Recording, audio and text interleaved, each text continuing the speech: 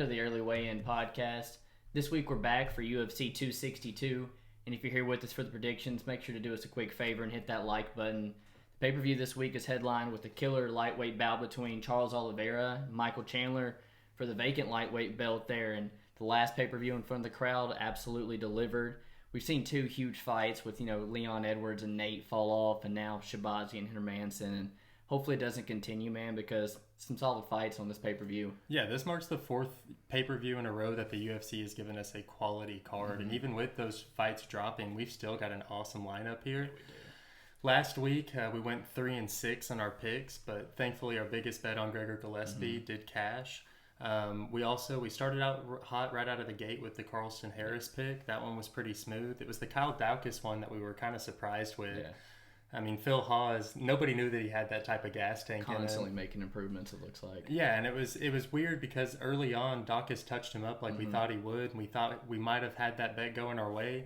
But like I said, Hawes just kind of pulled in with that cardio and kind of threw us off guard. Then Donald Cerrone, that was a parlay with Amanda Ribas that kind of fell out.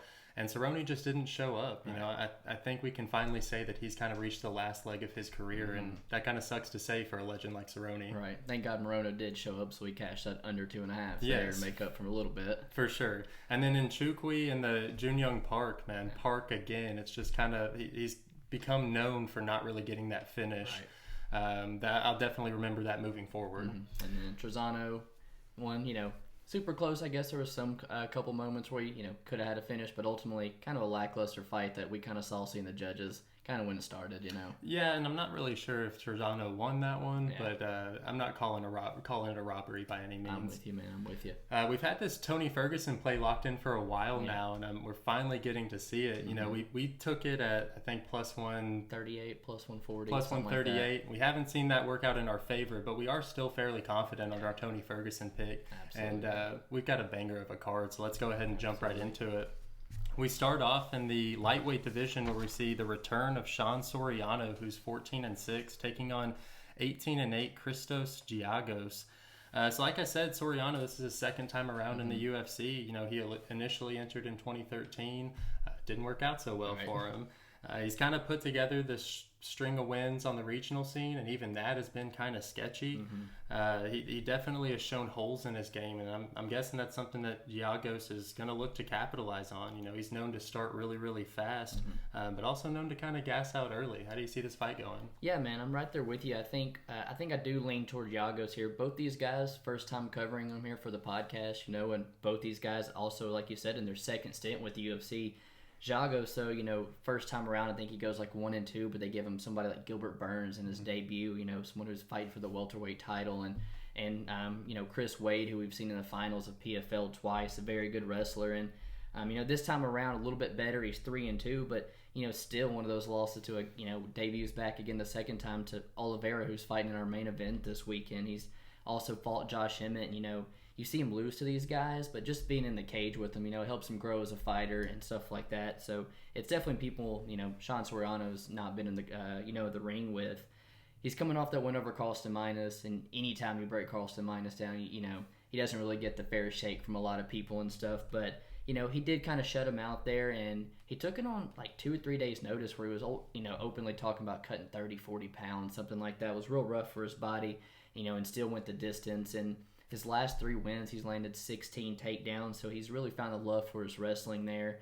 With Sean Soriano, he's 0-3 that first time around, got taken down 12 times, submitted twice. So, the holes are there for Giagos, I think. Sean doesn't have the best get-up game, the best bottom game there, and you touched on the regional scene. It is a little weak. He is finishing those guys like you like to see, and he is at Sanford MMA where he's helping out with Usman and stuff for his camp, and Michael Chandler here.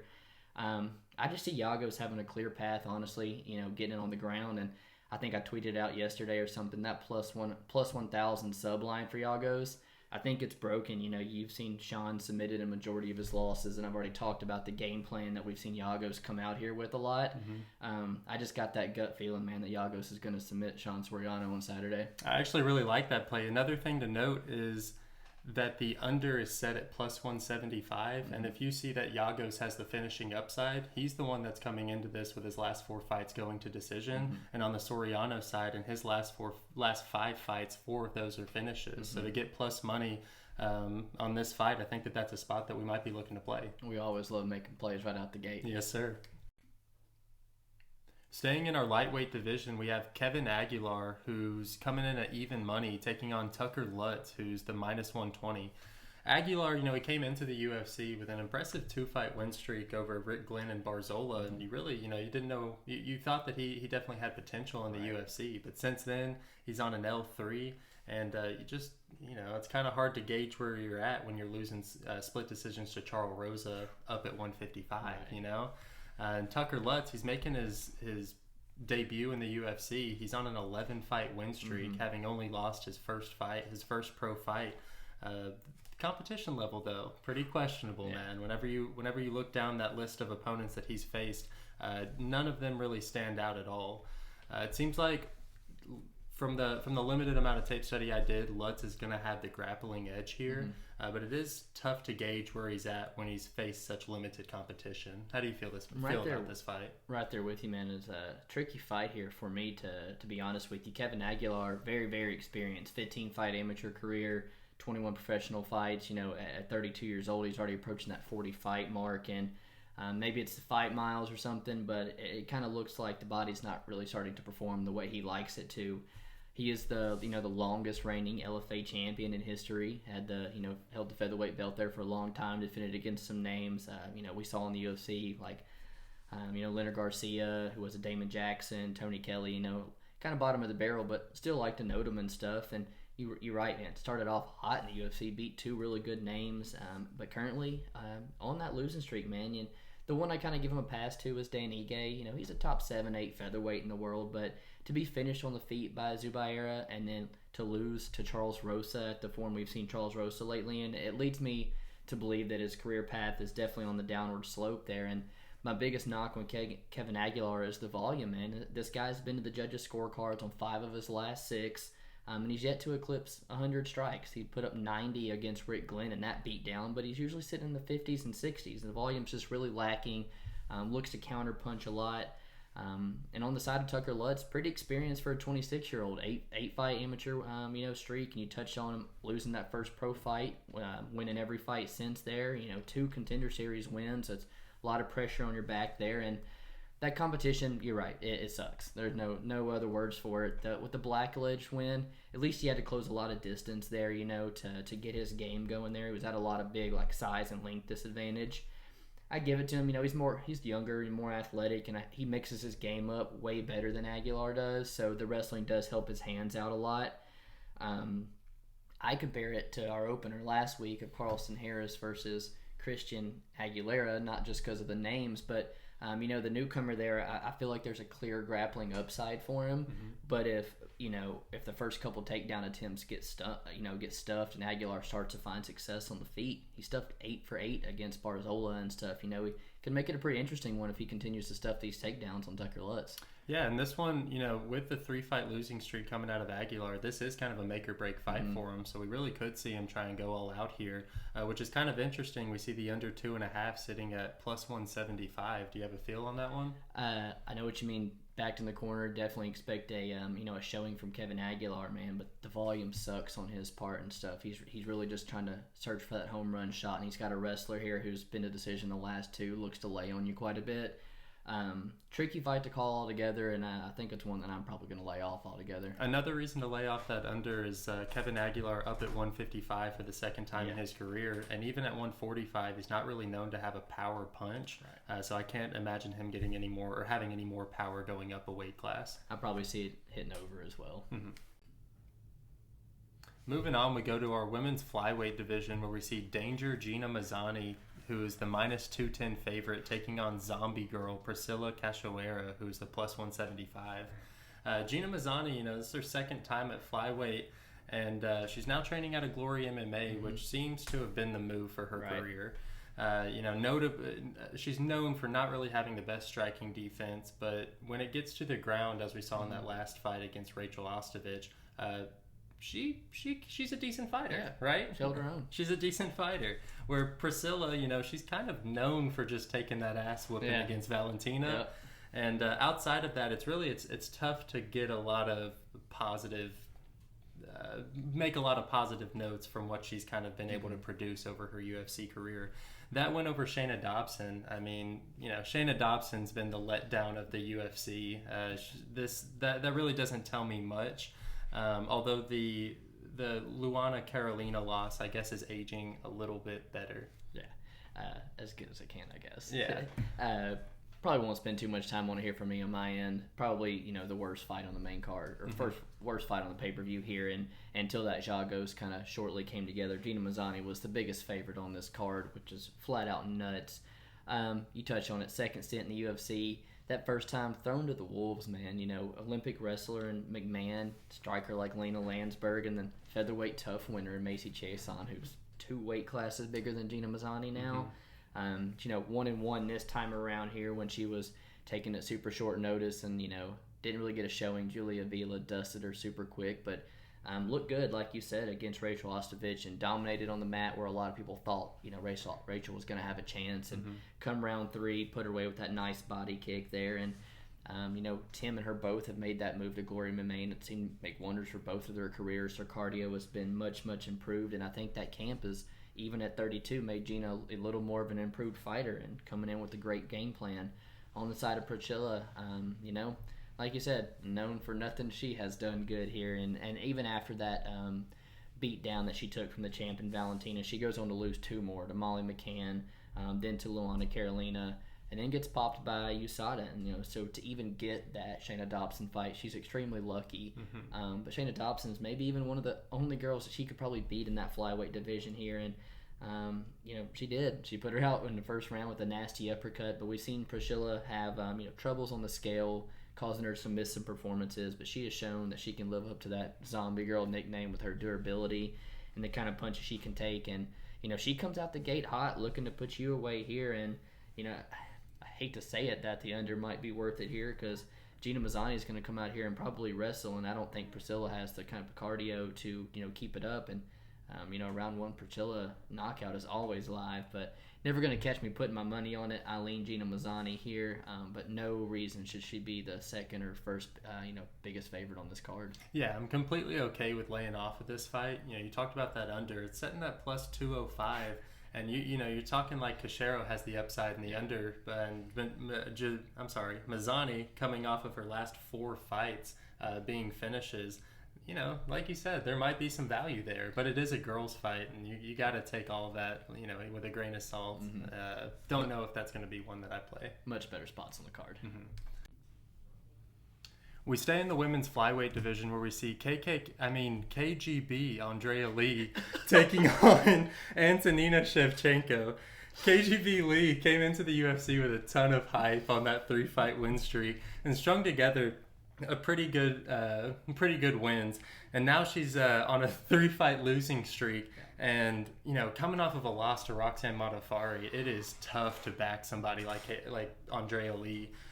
She's one of those girls who, whenever she came into the UFC, people thought that she could be competitive against the Valentina Shevchenko, that she was the 125 front runner, but definitely has kind of fallen to the wayside since then. Now you have Antonina Shevchenko, where she's coming off that win over Ariana Lipski, but that's not saying too much, She has kind of resorted to a grappling style attack, which is something that I like in a notoriously stand-up fighter that Shevchenko is. So that is nice that she's adapted that into her game. But at 36 years old, she's been outclassed a few times, which makes me a little hesitant to bet her. Yeah, man. With Andrea Lee, the last 2 or 3, 2 of them been split decisions. You see this girl, complain half as much as Angela Hill does there.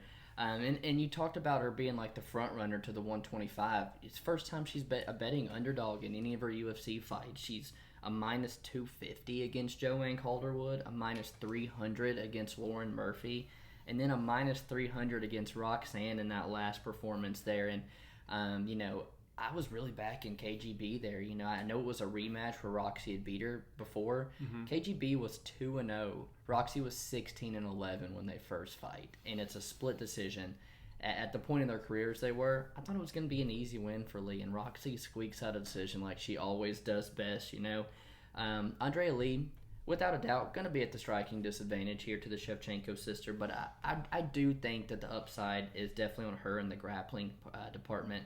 With Shevchenko, she's the older sister of Valentina, which a lot of people don't really recognize. She's 36 years old. She's no spring chicken. And, she actually took like an 11-year hiatus from her fighting career at one point until, started seeing her sister have all that success and got that kind of itch back into her. She's still just relatively inexperienced with MMA despite having that Muay Thai background.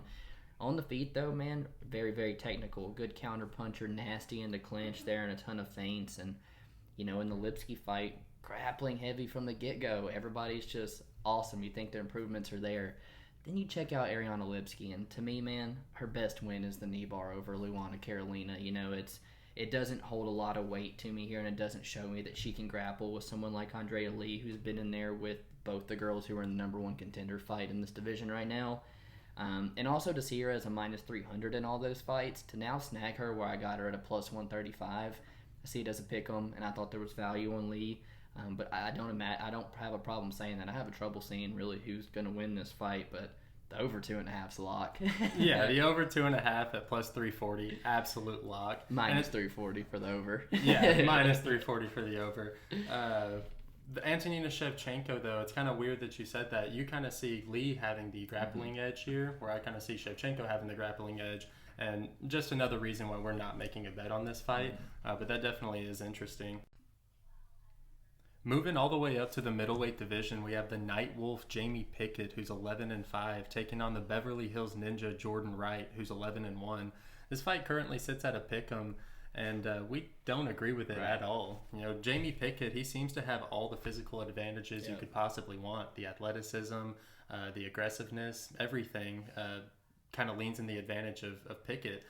He's kind of one of those fighters that looks to stay on the outside and counter, and looking over his career, he's fought some power punchers and avoided, getting finished even in his losses.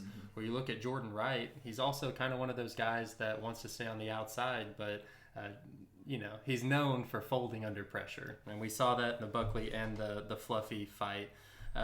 Wright, he has 5 submissions on his record, but I do think it's a little bit misleading. I watched those fights, and none of those fights the ground game was never initiated by Wright. It was just like he took advantages of the mistakes his opponents made. Yeah, man, Jordan Wright is without a doubt the worst resume I've ever seen of any fighter. When you look through it, his first 7 combined for an 0-36 record, and when he gets to a contender series, it's combined for an 8-41. This guy has definitely not seen the level of competition to prepare him for this level of fighting, and it was shown immediately right out the gates where Fluffy dusts this guy in under a minute. I think that's when he decided to leave Jackson Wink or something to get some training in elsewhere. I think he got one more win over in LFA before the UFC gave him that short notice opportunity against Ike Villanueva, up at 205 there, and he opens up with that spinning wheel kick that kind of drops Ike for a second, and then, when they're on the fence, he lands that nasty knee. Now, I will admit, I feel like the tides were turning a little bit, and Ike was kind of starting to get that fight, the grindy fight that he wants, and Jordan was maybe starting to slow down there up at 205. But, regardless, that eyelid was mangled, man, and, there was no continuing there. And back down to 185 where the UFC does him no favors and gives him to Joaquin Buckley fresh off his IMPA, Kasangane highlight. Basically just another, a highlight reel for Buckley, and Buckley left him in the dust come round 2, but on the side of Jordan, this guy has hard kicks from his striking range. He's nasty in the clinch. He tries to snipe you with that right hand when you close distance on him, but he's got a bad habit of putting his back up on the fence and just shelling up, like you said, anytime he takes some type of punch. And, Jamie Pickett, maybe not a whole bunch of finishes, but, the guy does pack a punch with that athletic ability that he has. His jab is really good. He's got a good straight left. I think besides Ike, he's the most experienced person Jordan has fought to date, and then Chook we fight, it sucks. It really does suck. He was put on the back of the fence, and he was tore up in the clinch, where we see Jordan have a lot of success with guys. So I think that's one path that Jordan may actually look to use, is to clinch him up. But, man, I think Jamie Pickett has all the tools to get it done. And, Jordan Wright has shown me that chin is really not there. And if someone like the size of a 6'2", 80-inch frame, Pickett touches him, he's going to go down. Yeah, man, I'm glad that we're both leaning that side. There is a very interesting line out there, you know.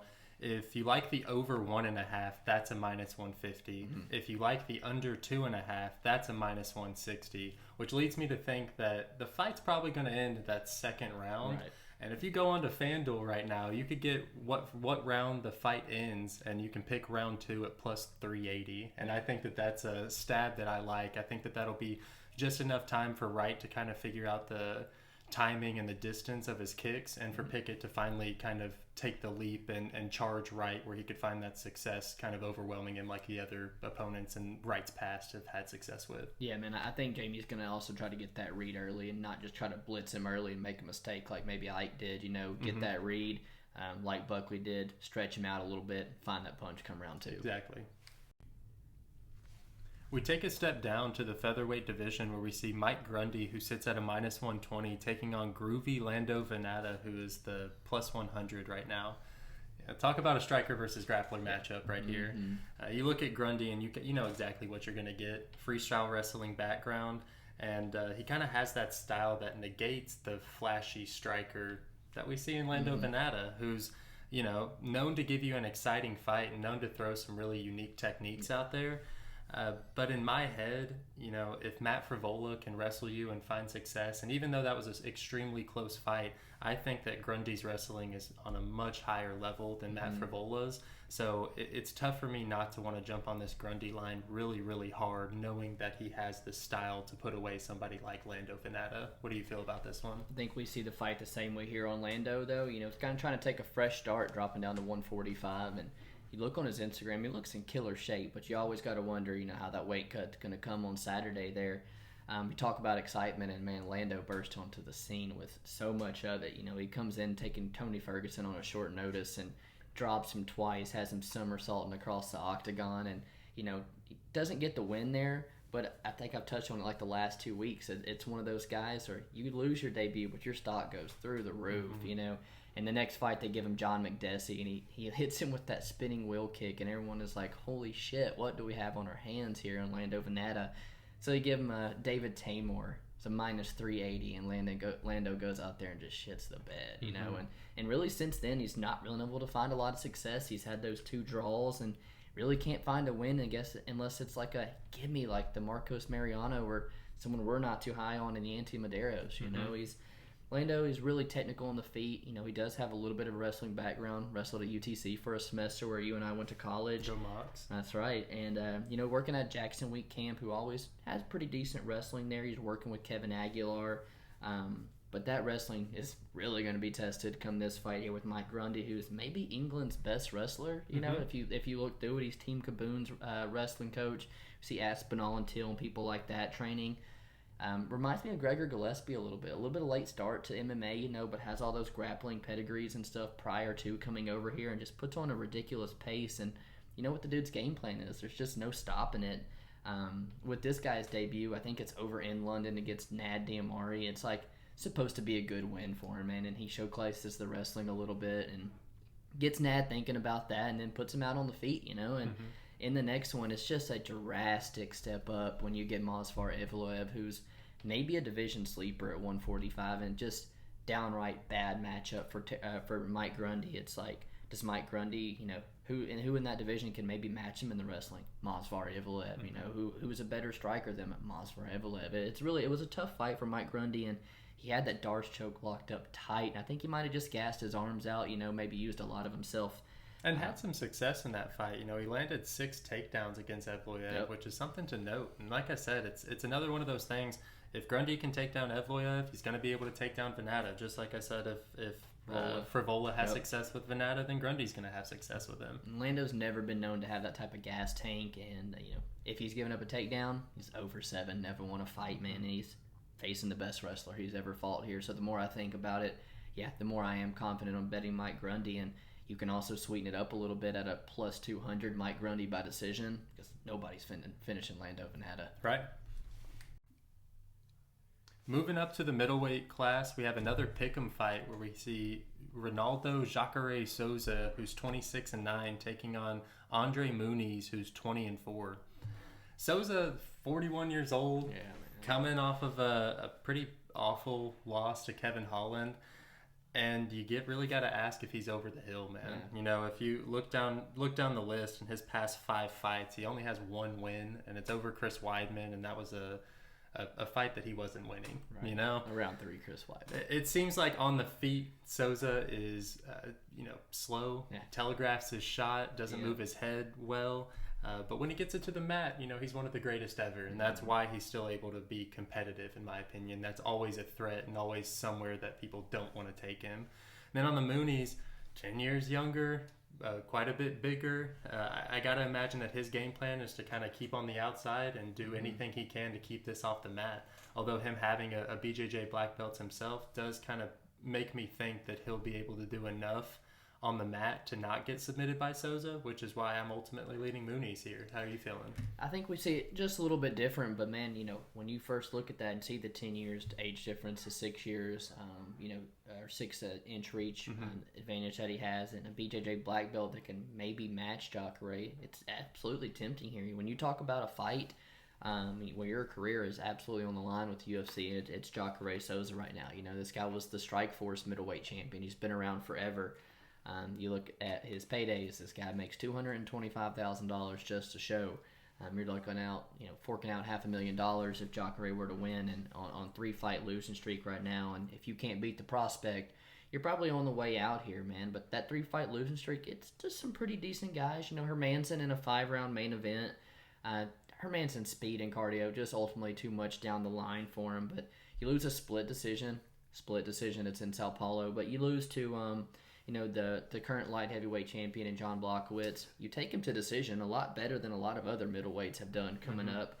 Man, it's that Kevin Holland that people are just, drawing a bunch from there. And I pick Souza. I know Kevin Holland's takedown defense is trash. And it was going exactly, how Jacare could want that fight to go before Kevin Holland, just lands that hellacious knockout off his back there. And slow is a great word for Jacare. Dude, it just plots forward. His speed is gone, but the power is still there. And, I think that's something that he might have success with against Andre Muniz. Muniz is a Contender Series winner who's 2-0 in the UFC, but when I look and watch those 2 fights, they don't really impress me too much. He fights Antonio and Araujo.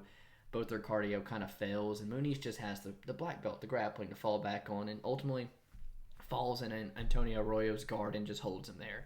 And he follows it up with the win over Bartosz Fabinski, who he pulls a guillotine, and then loses it, ends up off his back, and finds that armbar that he loves. Neither one of those wins are aging relatively well whatsoever. You've got Duran Wynn out there beating Arroyo, and you've got GM3 piecing Fabinski up on the feet before snatching his neck. Muniz is just not seen anywhere near the level of competition that Jacare has, and there's levels to jiu-jitsu here, and if Jacare can keep that chin tucked and protected, I like him to win the decision here. But at 41, man, no, I definitely don't trust him with my money. And the 3-fight losing streak, I'm with you. This is a make or break fight for him, and the UFC's not going to want to fork over that money for him every single time. Muniz, they're setting him up to be a prime contender in the 185 division, because this is a fight that could really break him into that top 10 and kind of make a name for himself, because you're right, those other 2 wins are not aging well at all. So you're getting plus money on the unders for your middleweights. What you thinking? I personally think that I feel much more comfortable betting the Muniz money line than trying to bet an under on this fight, because I think they both have the upside of winning via decision here. Muniz and the under, I think the same line anyway, for sure. Kicking off our main card, we have an absolute banger in the featherweight division where we see Hurricane Shane Burgos, who's the minus 135, taking on Edson Barboza, who comes in at the plus 115. Burgos, coming out of New York, brings that energy. Always in for an exciting fight when Burgos is fighting. For sure.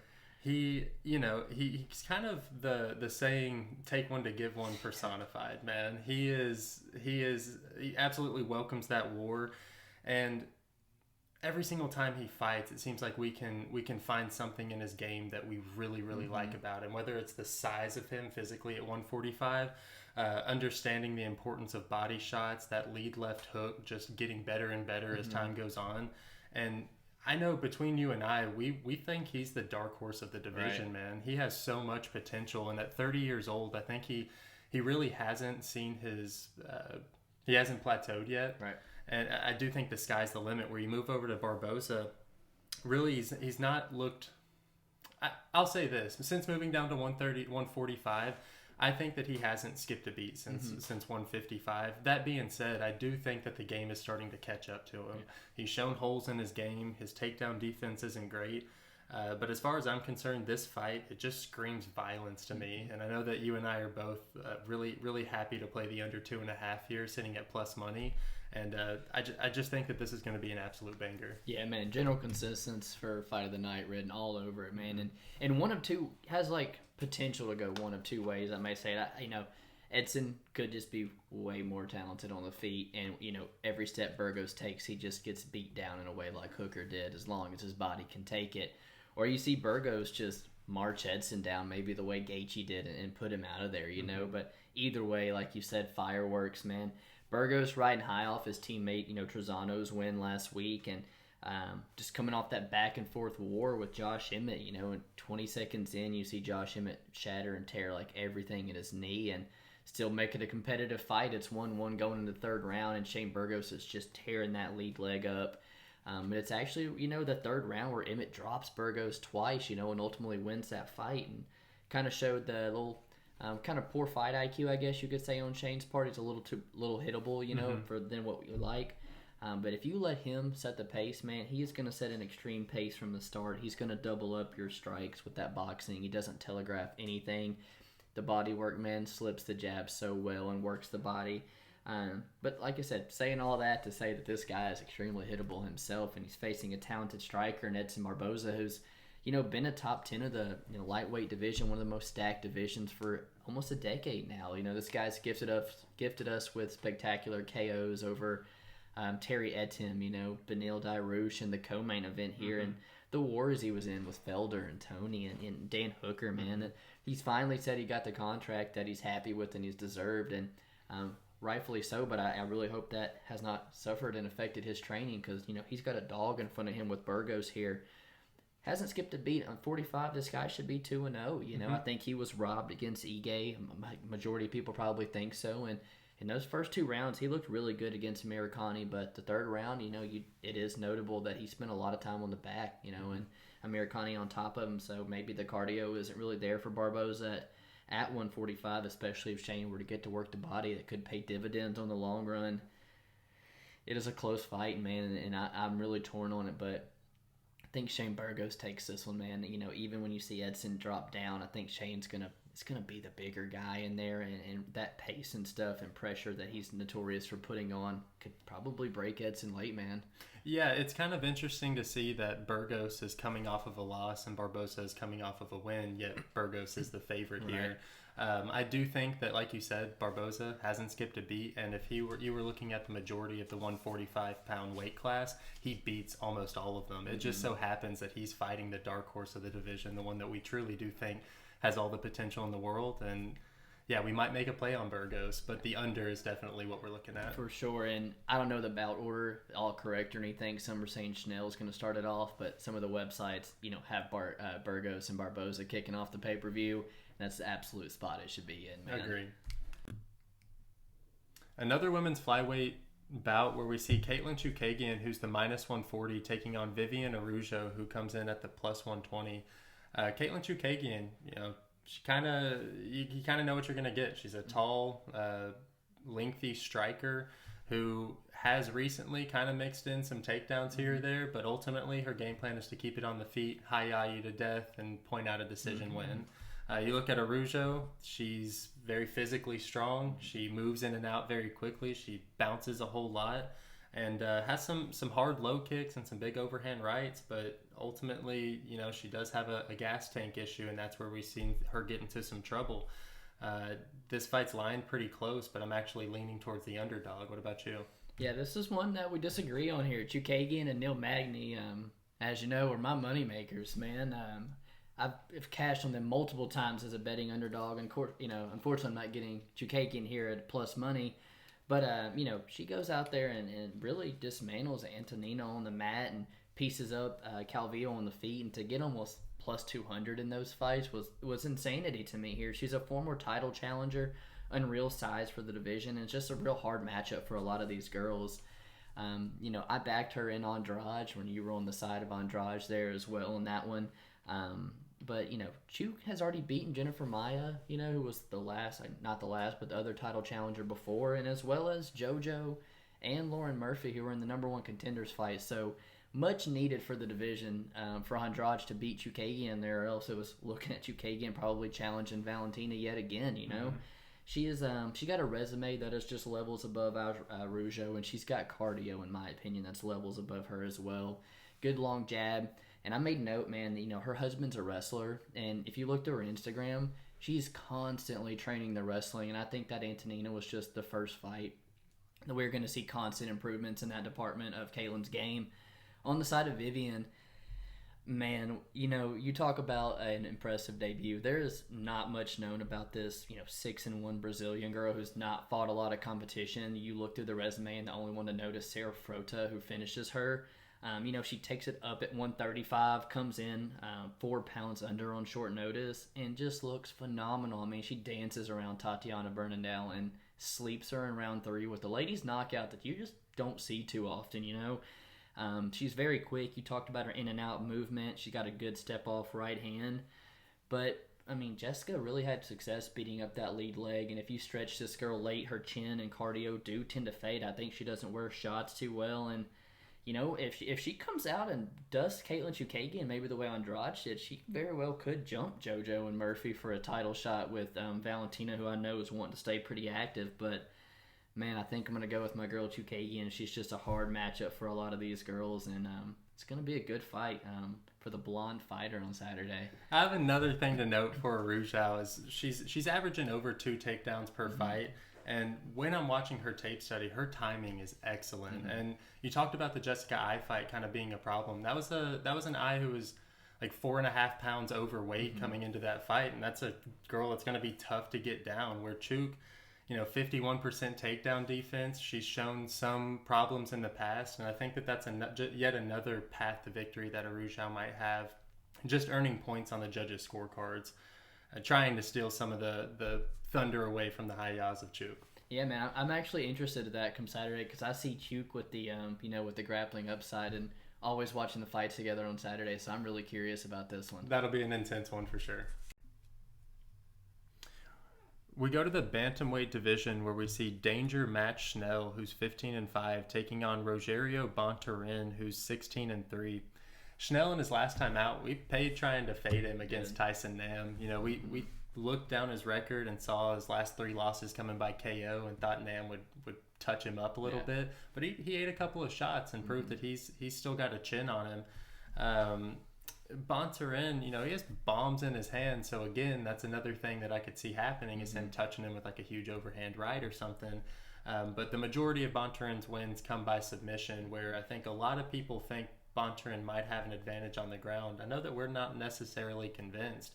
And, oddly enough, this being a 135-pound fight, I think that this is subject to have a finish in it, although I don't know if we're going to be playing it. Yeah, man, I think we do see it the same way here. This is a fight that was moved up to the pay-per-view after we lost Hermanson and Chookagian there.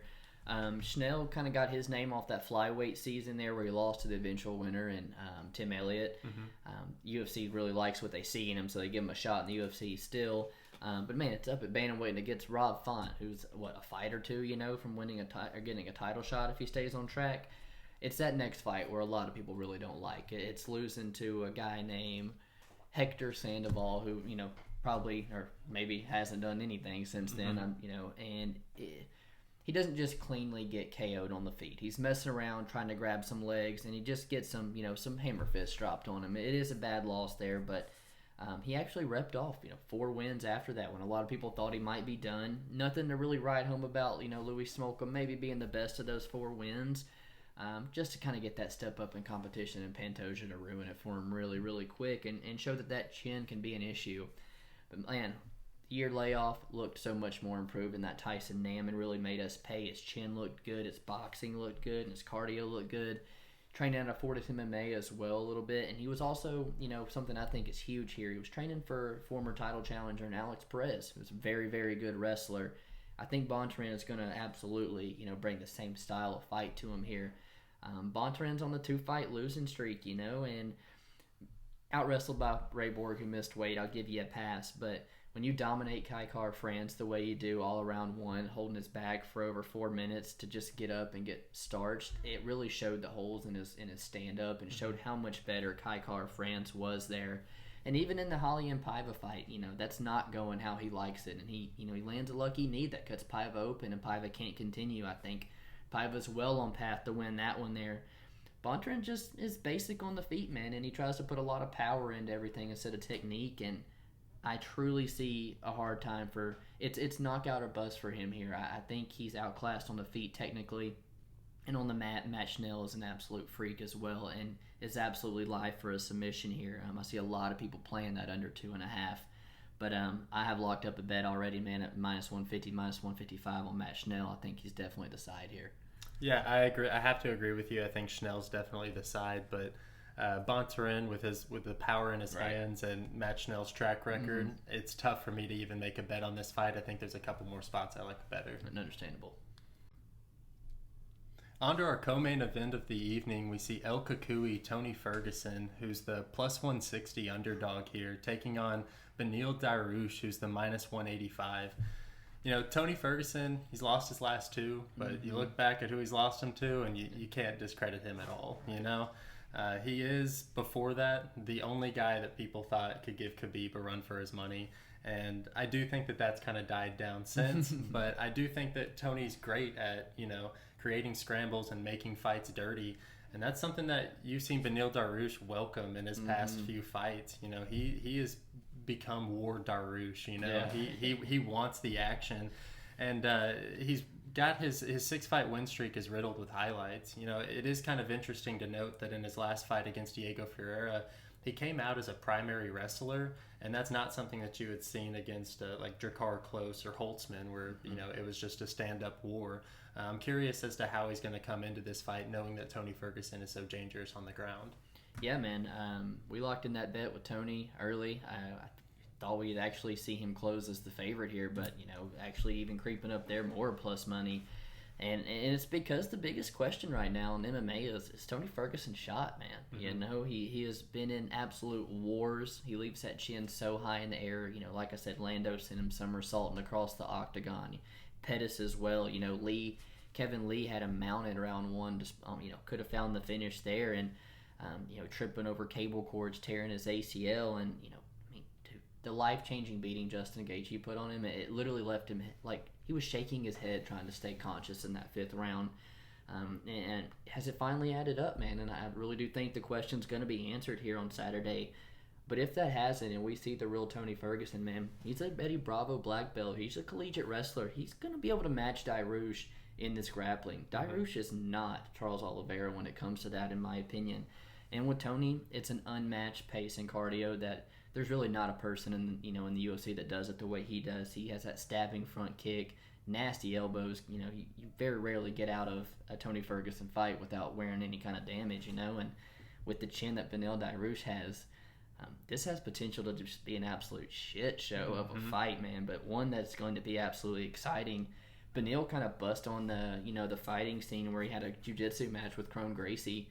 Actually went to a split decision where a lot of people thought he should have got the win. I actually rewatched it on YouTube this week, and really, really close, man. And took a Gracie there and, kind of put him into the, people were like, hey, you could do this for a living. And trains out of King's MMA now, where we see guys like Vettori and Meadows, Giga, they're all on a roll right now. And even have, someone like Kevin Gastelum, who's not doing that great right now, but he's seen a side of the game a lot of those other ones haven't. Highlight reels throughout that 6-fight win streak, man. He's finished 5 of those inside the distance. You talk about the one over Holtzman, the round with Jacare Close is a pleasure to watch anytime you break down their fights. But it's really been that grappling that he's fell in love with. You saw him, submit Camacho, backpack Jacare Close, submit Dober as well, and really, like you said, go to that wrestling heavy attack with CDF. And I think Tony can match him in that department, man. And I think if Tony's able to keep this on the feet, I think he's going to be too much for Beneil Dariush, and I was shocked to see Tony as plus money. I'm still shocked to see Tony as plus money, and I don't care if it's us against the world. I'm confident on Tony again, man. I love that, and not to mention the fight doesn't go the distance at plus 130. What else is like kind of exciting is Beneil in that Scott Holtzman fight. He was talking about how a kid was using him as a character on UFC and said that, hey, I keep knocking out people online with your spinning back fist. Why don't you try it in a fight? And he said he saw the opening for it and spammed it twice and ended up getting the knockout. And I could just see this being a fight where both guys will try any and everything, and you don't really know what to expect. So whether it winds up on the ground or stays on the feet, I do think that this is going to be just an absolute banger, which is why we're banking on violence and putting this under 2.5 with the Shane Burgos and Edson Barboza fight into a parlay that makes it extra juicy up in the 400s. Absolutely, man. I love this play. I love this co-main event. Awesome. And for our main event and a title fight for the lightweight championship, we have Charles Oliveira, who is 30-8, taking on Iron Michael Chandler, who's 22-5. Chandler made a huge splash in his debut with Hooker, and we definitely paid for it. We tried to fade him immediately, and I know before he came into the UFC, I was not too big of a fan on Chandler, but I will admit that was not luck that got him that win against Hooker. He set that strike up from the very beginning. Chandler, he's the 3-time ex-Bellator lightweight champion. He's got 12 first-round finishes, and although I know a lot of people are worried about how good Oliveira is on the ground, he's never been subbed in his professional career. Oliveira, man, the records go on and on with him. He's got the most wins in UFC, or most finishes in UFC history with 16, and he's currently on the longest active win streak at 8 in the lightweight division. He's most submission wins in UFC history. Most submission wins in UFC history. I mean, he really is at 31 years old, just done it all. He has all the experience that you could ask for, and I do think he's finally found his stride and has rightfully earned his spot here, trying to fight for the vacant lightweight belt. Oliveira, very complex style. He not only does he have all these different types of ways by submission that he could win, but he also is become very slick on the feet as well, and gives you a lot of different looks that you're just not prepared for. I think that his 2 inches of height and 3 inches of reach will play a factor in this, and that's why I'm ultimately leaning Oliveira over Chandler. And it's tough to get rid of the bias that I already have against Chandler. So in my head, I'm more than happy to make this our challenge for the week, and I think I'm happy with Oliveira right here. And I'm more than happy to accept on the side of Michael Chandler here. But, to start with Oliveira, you talked about done it, seen it all, man. 21 years old when the UFC signs this guy, and he's fighting Jim Miller, Donald Cerrone right out the gates, at literally 21 and 22 years old. And, the form he's in at 31, he really might be the division sleeper and rightfully really earned this title spot that he's in. He's finished 7 of those 8 inside the distance. When you really look at all of them, though, I will say, some of them, it's a lot of vets. Got the Jim Miller one back, Nick Lentz, Clay Guida. A lot of these guys are on the very tail end of their careers, and I don't want to say scrubs, but, man, David Tamer and Jared Gordon, they're no match for Charles Oliveira here, and there's only 2 of these, 2 out of the 8 fights that are top 15 guys, and it's the last 2 that he's looked really, really good against, man. And then it's the Kevin Lee and Kevin Lee's coming off his performance over Gregor Gillespie, and he goes out there and beats him. And then the grappling clinic that he just put on Tony Ferguson. Charles Oliveira, like you said, looks better than he ever has, but just play devil's advocate because I'm on the Chandler side. Kevin Lee was 2-3 going into that fight. It's the very first fight with no crowd, and he's all the way down in Brazil and stuff. And we'll find out Saturday, but who knows if Tony's the same? I feel like Chandler is going to be a force for him come Saturday. But on the mat, absolutely unreal black belt, and that striking is improving. It's shown that he's nasty in the clinch. Nice little uppercut. But what I don't really like the most about Oliveira is that gas tank does fade. And he doesn't wear shots really well. And for a guy like Chandler who has that knockout power and first-round ability, that's why I really lean him. And, a lot of people they're not happy with this title fight.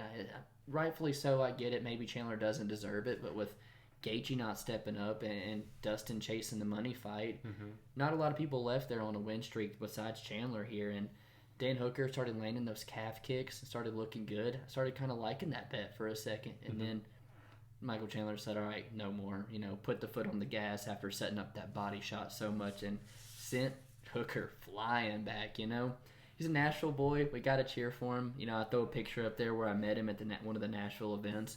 but he trains out of Sanford MMA, which is one of the better gyms that we got right now going on.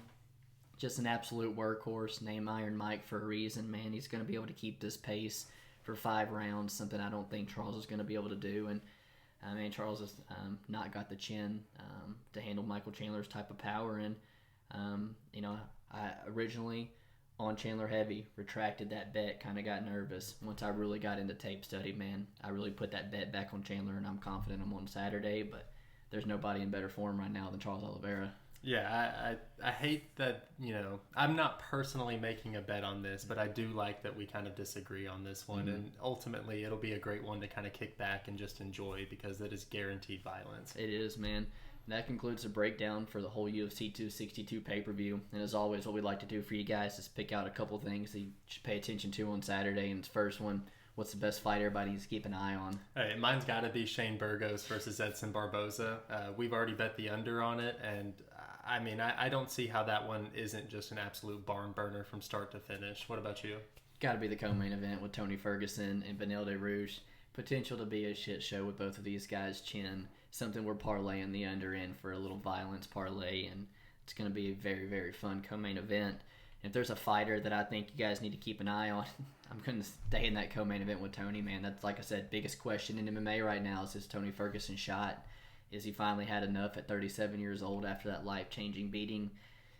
Guy we need to keep an eye on. I think a lot of questions are going to be answered on Saturday. I like it. I'm going to have to go with Shane Burgos. Coming off of that loss, he's got a lot of questions he's got to ask, and we really do think that he's the dark horse of the division. And against somebody like Edson Barboza, This is an excellent opportunity for him to catapult into the rankings. It is.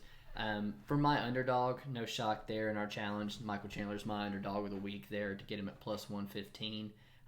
I think Michael Chandler is, unfortunately, for a lot of people, going to be the UFC's lightweight champion on Saturday. What's your best underdog? True. I'm going to have to go with Araujo. Truly, I don't think there's a ton of underdogs that'll be barking this weekend, but I do think that that's a play that I'm fairly confident on. See that. Our best bet actually is going to come from the same fight. I know we've already released a play on Pickett there at Pick'em. Pickett is probably my solid pick that I feel really, really good about this week against Jordan Wright. But I don't feel the same way on your best bet here. Yeah, my best bet's going to be the over 1.5. And listen here, okay? Preston let me know before this that Wright has never gone to the judges. And that's something I didn't know. But if this hits, big brain right here, okay? I've figured it out, and I'm personally going to be betting the over 2.5 as well, which is you'll get it a good plus money price. So yeah, I'm going to go with the Wright Pickett over. Absolutely, man. That concludes the breakdown for UFC 262. Get in the comments there. Let us know who you guys have in the main event this week since we're split. And thanks for watching as always, and hope you're cashing with us. Peace.